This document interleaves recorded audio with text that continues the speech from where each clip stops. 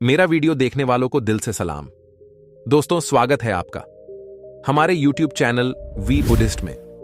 मित्रों, आज मैं आपको ऐसे नियम बताने वाला हूं जिसे आप अपना लेते हैं तो यकीन मानिए, आप अपने बुरे हालातों से जरूर बाहर निकल आएंगे और आप मानसिक रूप से एक मजबूत इंसान भी बन जाएंगे। तो दोस्तों, आज की यह वीडियो बहुत ही ज्ञानवर्धक होने वाली है। इसे छोड़कर कहीं जाइएगा नहीं। एक बार एक महात्मा आश्रम में अपने शिष्यों को दिमाग के ऊपर कुछ प्रवचन दे रहे थे। गुरु कह रहे थे कि इंसान के मस्तिष्क के विचार कभी अच्छे होते हैं तो कभी बुरे होते हैं। अच्छे विचार जब उसके दिमाग में जन्म लेते हैं तो वह अच्छी और कल्याणकारी बातें सोचता है, लेकिन वहीं पर अगर बुरे और गलत भावनाएं जन्म लेती हैं तो उससे उसका पतन होता है। तभी उन्हीं में से एक सबल नाम का शिष्य खड़ा होता है और गुरु से पूछता है कि गुरुवर, क्या कुछ ऐसा तरीका आप बता सकते हैं जिससे कि हम अपने दिमाग को मजबूत और ताकतवर बना सकते हैं, खुद को मानसिक रूप से मजबूत बना सके।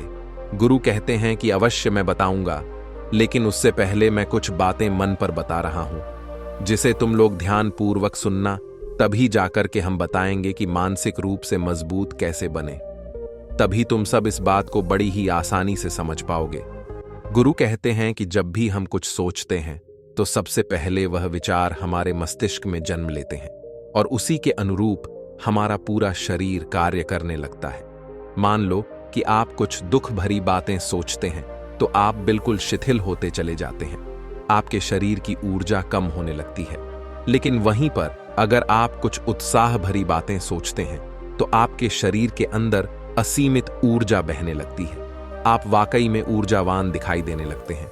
आप यह अनुभव खुद कर पाएंगे कि जब आप खुशी होते हैं तो आपके शरीर के अंदर बहुत ऊर्जा आ जाती है, आपका रोम रोम खिल उठता है।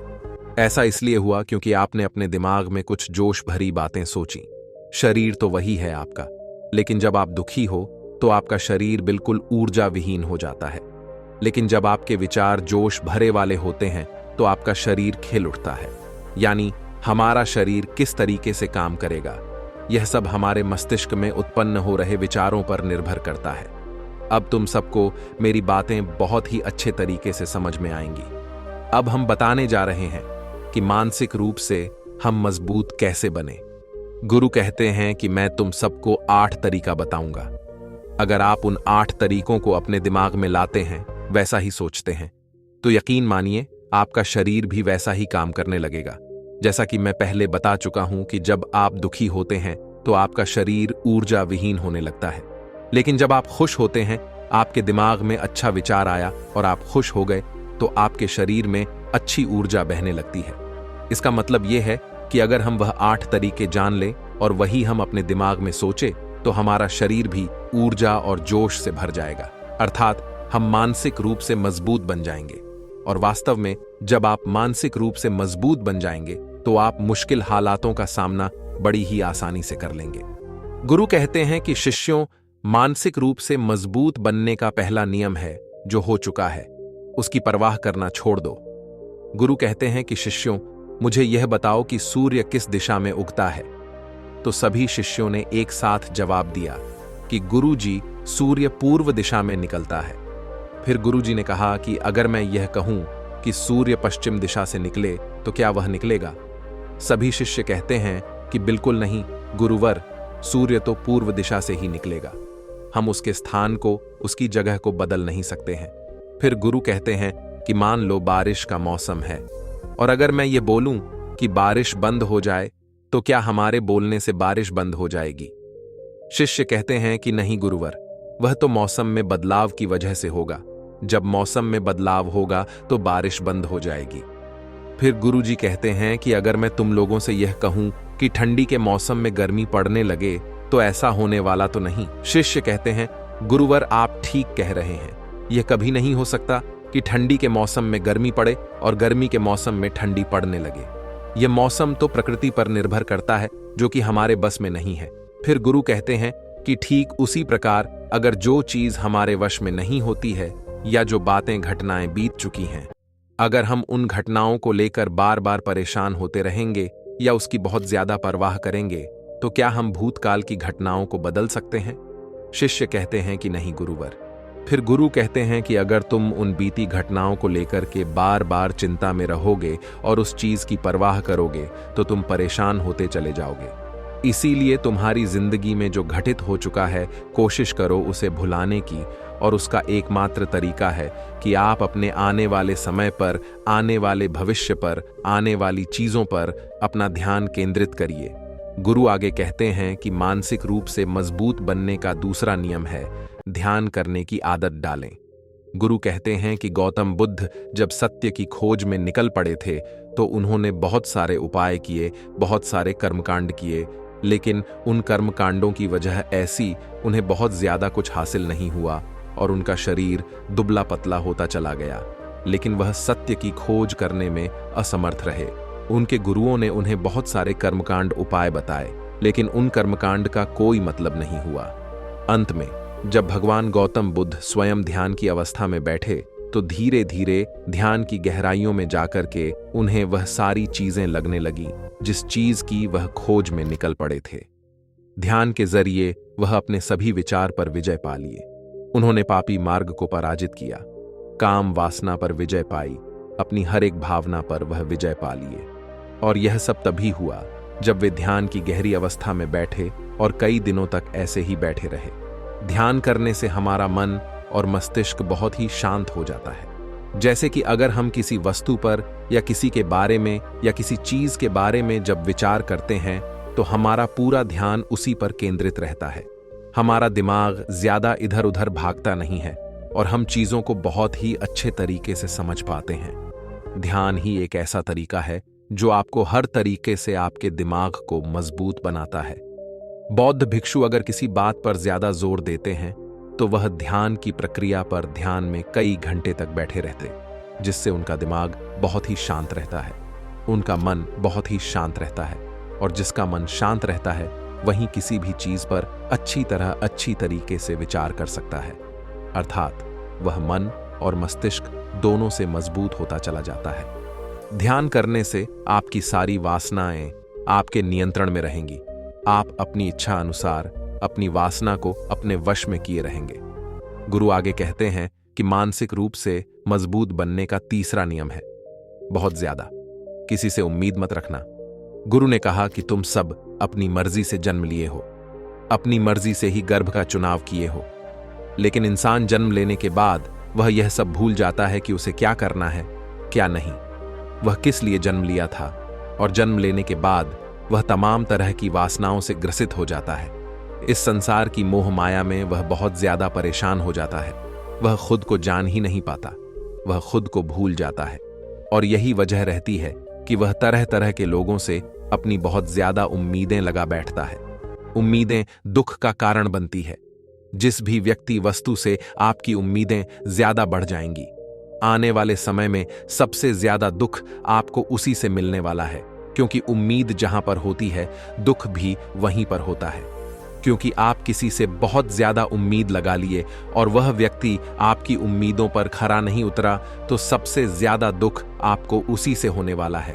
क्योंकि जब उम्मीद टूटती है तो दुख बहुत ज्यादा होता है। इसलिए इस सांसारिक, इस भौतिक जीवन में बहुत ज्यादा उम्मीद और बहुत ज्यादा मोह किसी भी व्यक्ति से मत करना। तभी एक शिष्य उठ खड़ा होता है और कहता है कि हे गुरुवर, हम बिना उम्मीद से, बिना आशा से कैसे जी सकते हैं। हम सबके मन में रहता है कि मुझे यह चीज करनी है, मुझे वह चीज करनी है, मुझे जीवन में ऊंचाइयों को हासिल करना है। बिना उम्मीद के तो हम लोग जीवन में आगे बढ़ ही नहीं सकते। गुरु ने कहा कि कुछ पाने की लालसा, कुछ बड़ा बनने की लालसा जीवन में जरूर आपको ऊंचाइयों तक ले जाएगी। कुछ बड़ा बनने के लिए लालसा खुद से होती है, न कि किसी व्यक्ति वस्तु विशेष से। मैं यहां पर लोगों के बारे में बात कर रहा हूं कि अगर तुम यह सोचो कि मेरा दोस्त मेरे साथ हमेशा खड़ा रहेगा, या मेरे लिए मेरे साथ हमेशा खड़ा रहेगा, या आप जो सोचे वह सामने वाला इंसान आपके लिए वैसा करे, तो यह सभी चीजें बहुत ज्यादा उम्मीद और मोह को बढ़ावा देती है। बहुत ज्यादा उम्मीद किसी से मत रखना। खुद से उम्मीद रखोगे तो दुख बहुत ज्यादा नहीं होगा, लेकिन अगर दूसरों से उम्मीद रखोगे और वह उम्मीद पूरी नहीं हुई तो दुख बहुत ज्यादा होगा। कई बार होता है कि माता पिता जो अपने जीवन में हासिल नहीं कर पाए, वह चाहते हैं कि वह चीज उनके बच्चे हासिल करें। वह सारा भार अपने बच्चों पर लाद देते हैं। बच्चे उनके हिसाब से चले, उनकी उम्मीदों को पूरा करें। उन्होंने जो अपने जीवन में हासिल नहीं कर पाए, वह काम अब उनके बच्चे करें। और लगभग इस समय तो सभी के माता पिता यही कह रहे हैं। बहुत कम लोग होते हैं जो अपने बच्चों को आजाद रखते हैं। मेरी सभी से गुजारिश है, अपनी उम्मीदों का पहाड़ अपने बच्चों पर ना थोपे। गुरु कहते हैं कि मानसिक रूप से मजबूत होने का चौथा नियम है कि पहली बार में ही किसी काम में फेल होने से डरो मत। गुरु आगे कहते हैं कि शिष्य, अगर डर तुम पर हावी हो जाएगा तो तुम अवश्य असफल हो जाओगे। अपनी जिंदगी में वह इंसान सबसे ज्यादा असफल होता है जिसे अपने लक्ष्य को पाने का डर रहता है। अगर डर तुम्हारी जिंदगी में बढ़ गया तो तुम्हें वह असफलता की तरफ जरूर ले जाएगा, क्योंकि डर तुम्हारे आत्मबल को, तुम्हारे आत्मविश्वास को डगमगा देगा, कमजोर कर देगा। और तुम्हारा आत्मबल, तुम्हारा आत्मविश्वास कमजोर हो जाएगा तो तुम निश्चित ही अपने लक्ष्य को पाने में असमर्थ महसूस करोगे, और यही असमर्थता तुम्हें असफलता की तरफ ले जाएगी। इसलिए जीवन में जब तुम अपने लक्ष्य की प्राप्ति के लिए आगे बढ़ो तो मन में किसी भी चीज की शंका मत रखो कि मैं फेल हो जाऊंगा, अगर यह नहीं हुआ तो यह हो जाएगा। ये सब बातें अपने दिमाग में मत लाओ, क्योंकि ये सभी बातें आपको को डर की तरफ ले जाएंगी। और जब डर बढ़ेगा तो तमाम शंका आपके दिमाग में पैदा होगी।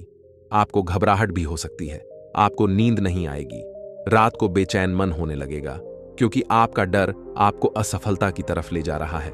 और जब असफलता का विचार आपके दिमाग में आएगा तो आप और ज्यादा डरने लगेंगे।